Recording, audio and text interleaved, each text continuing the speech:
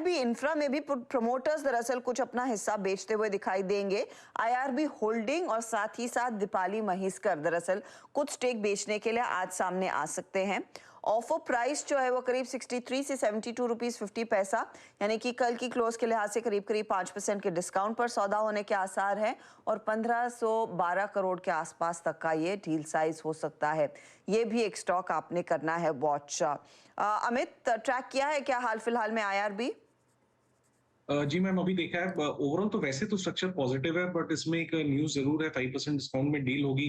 Chart structure positive है। Support की अगर हम बात करें तो 50 डेमा लगभग 65-66 के आसपास आता है, वो एक स्ट्रॉन्ग सपोर्ट जोन है।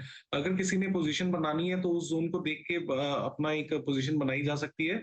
एंड उसके बाद मुझे लगता है stock will gradually start resuming इस जर्नी अब, क्योंकि ओवरऑल ट्रेंड पॉजिटिव है। ओवरऑल ट्रेंड है तो पॉजिटिव, लेकिन अनुज थोड़ी सी प्रोमोटर्स बिकवाली हो रही है यहाँ पर।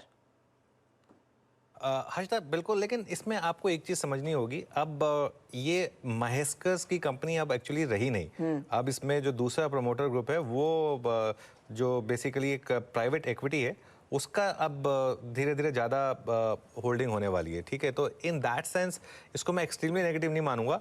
ये स्टॉक काफ़ी चल चुका है, पिछले 6 महीने में डबल हुआ है ये स्टॉक। लेकिन देखिए यहाँ पर एक फंडामेंटल टेलविंड है। वो फंडामेंटल टेलविंड ये है कि जब से फास्टैग आया है तब से टोल्स की लीकेज बंद हो गई है। हिंदुस्तान में सबसे ज़्यादा जो इन कंपनियों को नुकसान होता था वो ये होता था कि टोल की लीकेज होती थी। कुछ टोल जितना कलेक्ट होता था उसका आधा भी नहीं मिलता था कंपनियों को, वो बंद हो गया एनएच वो फास्टैग आने के बाद से, क्योंकि अब हर जगह सिर्फ फास्टैग है। तो अब देखिए किस तरीके से ये पूरा का पूरा रेवेन्यू जो है ना इन कंपनियों में ट्रांसलेट हो रहा है।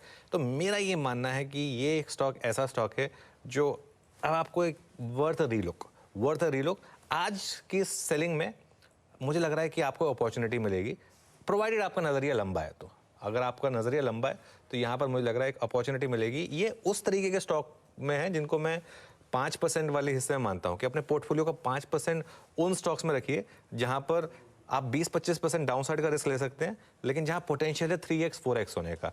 ये उस तरीके का स्टॉक है। इसमें बहुत ज़्यादा पूरा ऑल इन नहीं जाना होता है इसमें, इन ऐसे स्टॉक्स में, लेकिन अपने पोर्टफोलियो का 3-4% ऐसे स्टॉक्स में आपका होना चाहिए। तो ये उनमें से एक स्टॉक है बेसिकली। तो